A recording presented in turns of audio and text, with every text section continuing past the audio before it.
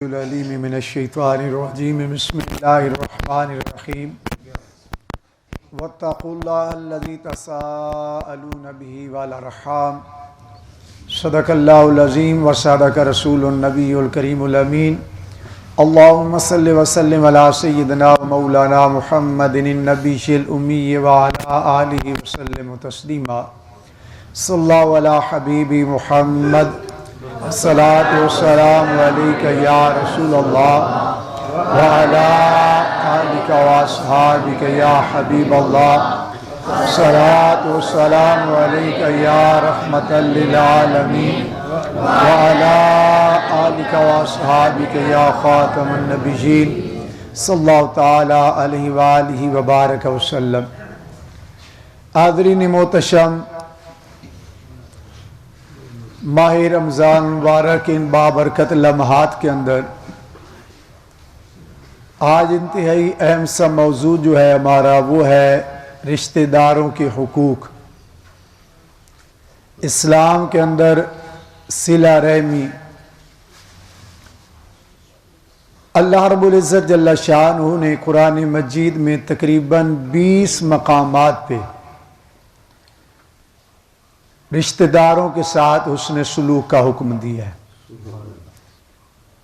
بلکہ 13ویں سپارے کے اندر اللہ بے نیاز فرماتا ہے والذین یصلون ما امر اللہ بہ ان یوصل ویخشون ربهم ویخافون سوء الحساب۔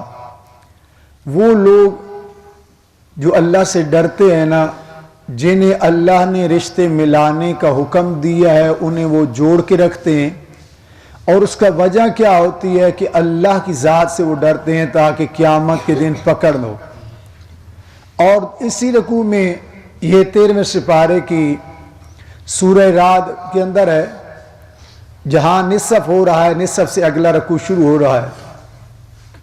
جو صاحبان ذوق رکھیں اس کا مطالعہ کریں۔ اسی میں فرمایا کہ وہ لوگ جو رشتے منقطع کرتے ہیں ان کے اندر اللہ کا خوف نہیں ہے۔ اس موجودہ دور کے اندر جہاں علمی طور پہ ہم سمجھتے ہیں ہم پڑھ لکھ گئے ہیں، ترقی کر گئے ہیں، وہیں پہ یہ بیماری دن بدن اتنی بڑھتی جا رہی ہے کہ دور کے رشتہ دار دور کی بات ہے، قریبی رشتہ دار بہن بھائی جو ہیں ان سے بھی لا تعلقی، بلکہ میں نے کئی ایسے مواقع بھی دیکھے ہیں کہ باپ فوت ہو گیا ہے، 4 بھائی ہیں تو چاروں بھائیوں کا الگ منہ ہے، ایک دوسرے کو باپ کی فوت کی جنازے پہ بھی سلام نہیں لیا۔ یہ میں نے خود آنکھوں سے دیکھا ہے۔ آپ کے بھی یہ زندگی میں ایسے مواقع آئے ہوں گے۔ یاد رکھیں یہ صلہ رحمی ہے کیا؟ یہ میرا جسم ہے سارا، یہ میرا ہاتھ ہے، دوسرا یہ میرا بازو ہے، ٹانگیں، اگر اس میری انگلی کے اندر درد ہو باقی جسم درد محسوس کرے گا یا نہیں؟ داڑھ کے اندر درد ہوتا ہے نا جی، حالانکہ ہے تو اتنا سا ہڈی سی نا، پورا جسم بے چین ہو جاتا ہے۔ حدیث پاک کے اندر آتا ہے مسلمان ایک جسم کی مانند ہے۔ پھر رشتے اللہ نے بنائے ہیں اور اللہ فرماتا ہے واتقوا اللہ الذی تساءلون بہ والارحام، اللہ کی ذات سے ڈرو جس سے سوال کرتے ہو اور رشتہ داروں کا لحاظ رکھو۔ بلکہ یسألونک عن الانفال، آپ سے سوال کر، یسألونک ماذا ينفقون، آپ سے سوال کرتے ہیں کہ ہم کیا خرچ کریں۔ قل ما انفقتم من خیر فللوالدین والاقربین، کہ تم خیر خرچ کرو، والدین پہ خرچ کرو، اقربین قریبی رشتہ داروں پہ خرچ کرو۔ اور ہم نے کیا سمجھ رکھا ہے صرف، بلکہ یہاں تک شادی ہو گئی، بیوی بچے ہو گئے، ماں باپ چھٹی، بہن بھائی چھٹی، کیوں جناب میں ہوں اپنے بچے پالاں یا بہن بھائیوں کا خیال رکھوں؟ یہ بابی بابا بوڑھی بوڑھا تو یہ بس ویسے ہی لگے رہتے، اب میں ان کی سارے پورے کر سکتا ہوں؟ حدیث پاک کا مفہوم ہے پیارے رسول کریم صلی اللہ علیہ وسلم فرماتے ہیں کہ حدیث قدسی ہے کہ اللہ جل شان فرماتا ہے صلہ رحمی میری چادر ہے، صلہ رحمی میری چادر ہے، جس نے رشتوں کو تھام کے رکھا اس نے میری چادر کو پکڑ کے رکھا، اور جس نے رشتوں کو توڑا اس نے میری چادر کو لیرا لیرا یعنی تار تار کر دیا۔ صحابی حاضر خدمت ہوئے، عرض کی تاجدار کائنات صلی اللہ علیہ وسلم میں بڑا اچھا سلوک کرتا ہوں، آج ہمارے اندر یہ بیماری ہے، میں نے یہ کر دیا، میں نے یہ کر دیا، میں نے یہ کر دیا، اگلا میرے ساتھ غلط ہے۔ عرض کرتے ہیں آقا میں اچھا کرتا ہوں لیکن میرے رشتہ دار میرے ساتھ اچھا سلوک نہیں کرتے۔ آقا علیہ السلام نے فرمایا اسے چیز کا نام صلہ رحمی ہے، یعنی تم نے اچھا کیا۔ دیکھو نا ایک بندہ اچھا ہے، آپ بھی اس کے ساتھ اچھے ہیں، کون سا کمال ہے؟ ایک بندہ آپ کو بد اخلاقی سے بلاتا ہے، آپ کے ساتھ لین دین صحیح نہیں رکھتا، آپ کے ساتھ آنا جانا صحیح نہیں رکھتا، آپ جائیں تو اسے چائے پانی آپ کو صحیح آپ کے سٹیٹس کے مطابق نہیں پلاتا، تو پھر بندہ اس کے گھر چلا جائے تو پھر لطف تو ہے نا۔ ہمارے ہاں کیا ہے، ہم نے صلہ رحمی کس چیز کو سمجھ رکھا ہے؟ آقا علیہ السلام فرماتے ہیں جو شخص یہ چاہتا ہے کہ اس کی زندگی لمبی ہو جائے، رزق کے اندر برکت آ جائے، وہ رشتہ داروں کے ساتھ اچھا سلوک کرے۔ آج ہماری زندگیوں کے اندر کیا ہے، سال ہر سال گزر جاتے ہیں، بھائی بہن کے گھر نہیں جاتا، سال ہر سال گزر جاتے ہیں، بھائی بھائی کو سلام نہیں لیتا، سال ہر سال گزر جاتے ہیں، ہمارے بڑے رشتے جو ہیں وہ ماموں ہے، چاچو ہے، یہ رشتے ہیں، یہ ہم منقطع کر کے بیٹھے ہیں۔ جھگڑا کیا ہے؟ یہ ہمارا وراثتی مکان تھا، اس کے اندر سے انہوں نے مجھے حصہ تھوڑا دیا۔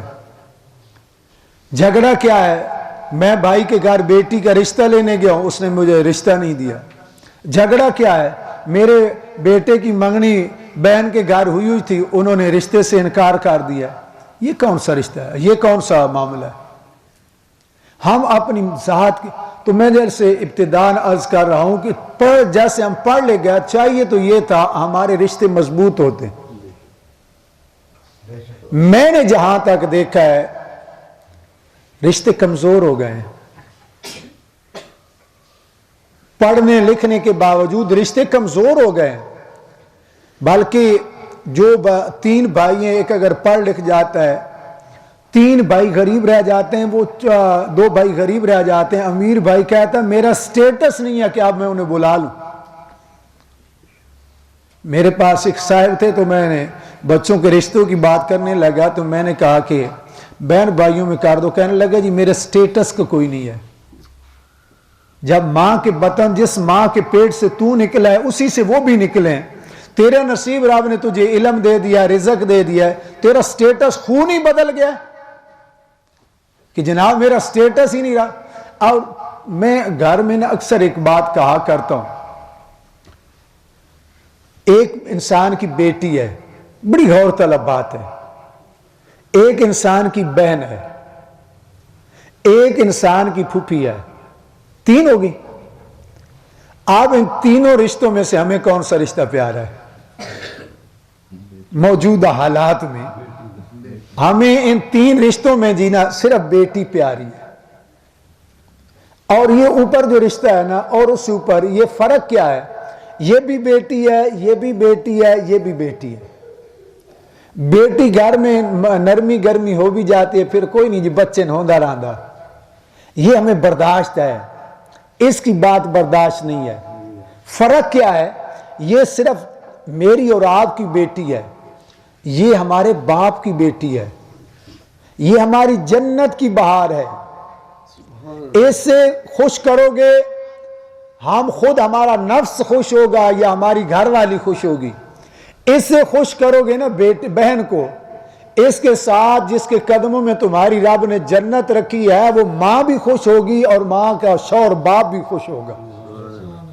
اچھا اس سے اوپر اگر جائیں، یہ تیسرا رشتہ جو ہے وہ بھی بیٹی ہے، یہ ہماری بیٹی ہے، یہ ہمارے باپ کی بیٹی ہے، یہ ہمارے دادا کی بیٹی ہے، اس میں ایک خوشی ہے، اس میں دو خوشی ہیں، اس میں تین خوشی ہیں، اس میں ایک خوشی ہے ہماری، اس میں ہمارے ماں باپ کی بھی ہمارے ساتھ خوشی شامل ہو گئی، اور اس کے میں ہمارے باپ دادا باپ کی بھی خوشی آ گئی اور دادا دادی کی خوشی بھی آ گئی۔ اب زیادہ ہمارے جو ہے محبت کا، پیار کا، مروت کا، کھانے کا، دعوت کا، حسن سلوک کا یہ حقدار ہے، یہ حقدار ہے۔ پھوپھی زیادہ بنتی ہے نا جی۔ ہم میں سے کتنے ہیں جنہوں نے آج اپنی پھوپھیوں کی عزت آبرو اس سٹیٹس پہ رکھی ہوا ہے جس پہ ہم نے اپنی بیٹی کو رکھا ہے؟ چاہیے تو یہ تھا کہ 3 درجے اوپر لے کر جاتے پھوپھی کو۔ الحمدللہ میں یہ صرف بیان نہیں کر رہا، میں اس پہ عمل بھی کرتا ہوں۔ میں اپنی بیٹیوں سے بڑھ کر اپنی بہنوں سے، 2 میری بہنیں ہیں، وہ باتیں اپنی ماں اور باپ کو نہیں بتاتی جو میرے ساتھ وہ دکھ سکھ کرتی ہیں۔ ہر ان کا دکھ سکھ میرے ساتھ شیئر ہوتا ہے۔ پھوپھیوں کے ساتھ بھی اللہ کا شکر ہے، میرا جب سے میرے گھر کے معاملات میرے انڈر آئے ہیں، میرا دین لین جیسے اپنی بیٹیوں بہنوں اور کے ساتھ ہے اس سے بڑھ کر میں اپنی پھوپھیوں سے کرتا ہوں، اور ہمارا حق بنتا ہے۔ میں سادی سی احادیث سناؤں گا، آیات سناؤں گا، وہ یاد نہیں رہے گی۔ آسان سی مثال میں عرض کر رہا ہوں۔ ہم یہ نفس کا کتا جو پال رہے ہیں جی، نہیں جی نہیں میں نے رشتہ مانگا تھا، پہلے بتاؤ جو ہماری بہن ہوتی ہے اس کی اولاد پہلے ہوئی تھی یا ہم بہن بھائی پہلے بنے تھے؟ تھوڑا غور کیجئے۔ اگر اس لیے ناراضگی ہے کہ جناب والا نہیں میں نے رشتہ مانگا، رشتے وہ بچے تو بعد میں پیدا ہوئے، تمہارا رشتہ پہلے ہے، تم اپنا رشتہ کیوں برباد کر رہے ہو؟ اچھا اوپر پھوپھی ہے تو بیٹی سے زیادہ بہن حقدار ہے، بہن سے زیادہ پھوپھی حقدار ہے۔ جب یہ قدریں پیدا ہوں گی تو پھر رشتے ٹوٹیں گے یا جڑیں گے؟ آج ہمارے کیوں ٹوٹ گئے ہیں؟ بھائی بہن کا شکوہ کر رہا ہے بچوں کے سامنے، بچوں کے ذہنوں میں نفرت آ گئی، ہماری پھوپھی اور چاچے تو ہمیں لوٹ کے کھا گئے، کوئی کسی کا نہیں کھا سکتا۔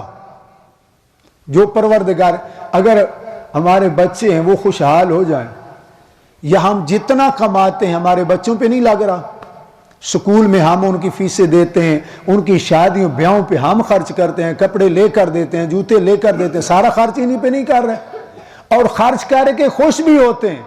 اگر لاکھ ایک سال کی فیس بچے کی دے کر ہم خوش ہوتے ہیں، چلو میرا بچہ کالج پڑھ رہا ہے، وہیں پہ اگر 1,00,000 روپیہ بھائی کھا گیا ہے یا بہن کھا گئی ہے تو ماں جایا نا، ہے تو ماں جائی نا، اس نے اگر کھا لیا تو کون سا کفر ہو گیا؟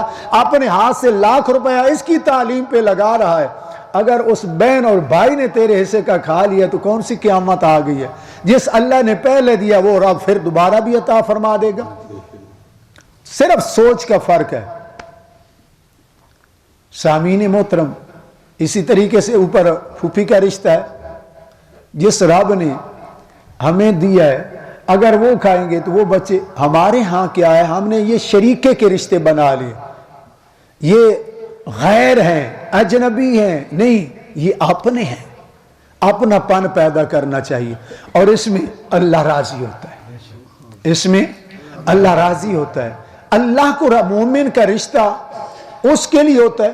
حضرت صدیق اکبر رضی اللہ تعالیٰ عنہ، آپ کے بیٹے جب مسلمان ہوئے نا تو کہنے لگے ابو جنگ کے موقع پہ آپ میری تلوار کے نیچے آئے تھے، قریب تھا میں تلوار چلاتا آپ کا سر قلم ہو جاتا۔ صدیق رضی اللہ عنہ کو جلالہ فرمایا میں تیری تلوار کے نیچے آیا، تو نے تو باپ سمجھ کے چھوڑ دیا تھا، اگر میری تلوار کے نیچے آتا میں تجھے نہ چھوڑتا۔ ابو کیوں؟ فرمایا ہم رشتے اپنی ذات کے لیے نہیں رکھتے، ہم رشتے مصطفیٰ کے لیے رکھتے ہیں۔ آج میرا اور آپ کی زندگی کا سارا مرکز اپنی ذات ہے، جہاں میرا من خوش ہے وہاں پہ ہمارے رشتے مضبوط ہیں، غیروں کے ساتھ بھی ہمارے تعلق بڑے مضبوط ہیں، ہنسی کھیلی کھانا، اس کے گھر میں جانا، ہزاروں کے تحفے لے کر جانا، وہ آئیں تو ہزاروں کے کھانے بنا دینا۔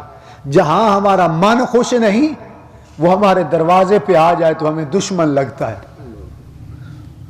اور 18ویں سپارے میں آتا ہے حضرت ابوبکر صدیق رضی اللہ تعالیٰ عنہ ایک شخص کی خدمت کیا کرتے تھے، ماہانہ اسے خرچ دیتے تھے۔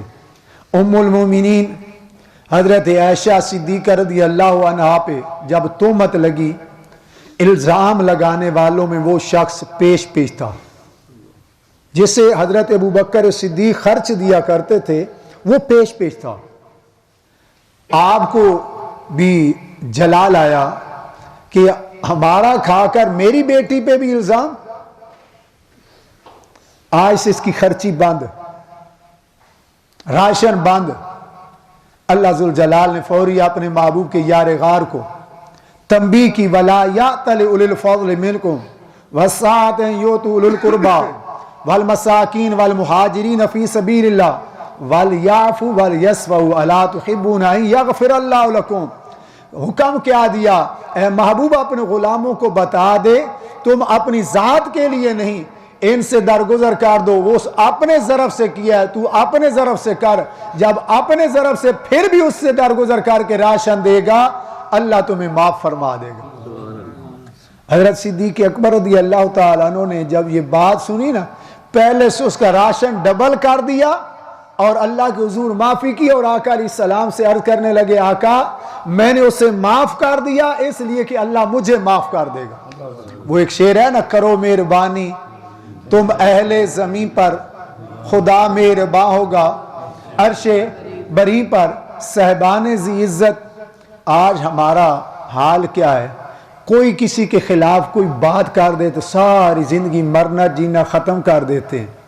سنت صدیق اکبر رضی اللہ تعالیٰ عنہ یہ ہے، حکم قرآن یہ ہے، اگر تمہارے بیٹی جیسے عظیم رشتے پہ اگر کوئی تہمت زنا کی بھی لگا دیتا ہے پھر بھی معاف کر دو۔ ہمارا یہ نوبت تو آتی نہیں ہے، ہماری اس پوزیشن تک تو پہنچتے ہی نہیں ہے۔ تو صلہ رحم یاد رکھیں، یہ نمازیں، یہ روزے، یہ حج، یہ زکاتیں، اللہ اکبر، یہ قبول۔ شام سے چلا مکہ آ گیا، اس دور میں وہاں پہ سارا دن اللہ سے توبہ کرنا، کعبے کے طواف کرنا، عمرے کرنا، حج کرنا۔ مکے میں رہ کر اسے لوگ اس کے ساتھ اتنی محبت کرنے لگے کہ صوفی صاحب کے پاس لوگ امانتیں رکھنے لگے۔ وقت گزرتا گیا، ایک نوجوان نے 10,000 درہم اس کے پاس امانت رکھی۔ جب 10,000 درہم امانت رکھے، قدرت کو منظور ہوا وہ فوت ہوا، وہ حاجی صاحب فوت ہو گیا۔ وہ نوجوان علماء کے پاس گیا، جی ایسے ایسے، اس کے گھر والوں کے پاس گیا، انہوں نے کہا ہمیں تو نہیں پتا۔ علماء سے پوچھا، انہوں نے کہا رات جب پڑ جائے نا تو زمزم کے کنویں کے پاس جانا، اس کا نام لے کر آواز دینا، آگے سے وہ جواب دے گا، پوچھ لیں۔ 3 رات نوجوان گیا، آگے سے جواب نہ آیا۔ پھر علماء کے پاس گیا، علماء نے کہا کہ آپ کو شام جا وہاں کیوں ہے، اس کے پاس جا کر آواز دے۔ جو ہی گیا تو اسے آواز دی تو آگے سے انہوں نے جواب دیا۔ اس نے کہا میری امانت، اس نے کہا گھر میرے والوں کو بتاؤ، فلاں جگہ پہ میں نے دفنا کے رکھی ہے، زمین میں دب کے رکھی ہے، وہاں سے نکالو۔ نوجوان کہنے لگا بندہ خدا تو اتنا نیک صالح پرہیزگار تھا، یہاں دوستیوں کی روح ہے، جنتیوں کی تو زمزم کے کنویں کے پاس روح ہے، تو ادھر کیسے آ گیا؟ غور طلب بات ہے۔ کہنے لگا جب میں شام سے مکہ گیا تھا، میری ایک بہن میرے ساتھ ناراض تھی، اسی ناراضگی کے عالم میں وہ میں اور میری بہن جدا رہے اور میں فوت ہو گیا۔ اس بہن سے قطع تعلق کی وجہ سے اللہ نے میری عبادت رد کر کے مجھے دوزخیوں میں ڈال دیا۔ معزز حاضرین، میں اور آپ نے کون سی سند لکھوا رکھی؟ آئیے اپنے اندر آدھے مسمم کریں، ہم نے اپنے اندر معافی کا جذبہ پیدا کرنا۔ اگر کوئی بہن بھائی غلطی کر لیتا ہے، اسے معاف کرنے کی عادت بنائے۔ جب انسان معاف کرنے کی عادت بنائے گا، اللہ اکبر، بات لمبی ہو جائے گی، اختصار سے قیامت کا دن ہوگا جو معاف کرتے ہیں، قیامت کے دن ہوگا اللہ ذو الجلال بغیر حساب کتاب کے کچھ لوگوں کو اپنے عرش کے سائے کے نیچے جگہ عطا کرنا، پوچھا جائے گا بے نیاز یہ کون ہے؟ اللہ فرمائے گا یہ وہ ہے جو دنیا میں میرے بندوں کو معاف کرتا، سبحان اللہ، یہ دنیا میں میرے بندوں کو معاف کرتے تھے، میں رب نے آج انہیں معاف کر دیا۔ یہ کا جرت تھی، طاقت تھی، ہمت تھی، بدلہ لے سکتے تھے، تھپڑ مار سکتے تھے، گالی نکال سکتے تھے، گھر سے نکال سکتے تھے، اسے اور جناب والا تکلیف پہنچا سکتے تھے، لیکن انہوں نے میری رضا کی خاطر اسے درگزر کر کے معاف کر دیا، میں رب نے آج انہیں معاف کر دیا۔ کرو مہربانی تو اہل زمین پر، خدا مہربان ہوگا شبری پر۔ معزز حاضرین، اللہ خوش ہوتا ہے جب ہم رشتہ داروں سے مل کے بیٹھتے ہیں، اپنی زندگیوں کے اندر اپنے مزاج کے اندر وسعت پیدا کریں۔ کوئی رشتہ دار ناراض ہے اس سے معافی کے طلبگار ہو جائے، جھکنے سے بندہ کچھ نہیں ہوتا، اللہ اسے اور بلند مقام عطا کر دیتا ہے۔ میرا اللہ مجھے آپ سبھی کو عمل کی توفیق عطا فرمائے، اور ہمارے گھروں میں جو لڑائیاں جھگڑے فتنہ فساد ہیں اللہ محبت میں تبدیل فرمائے۔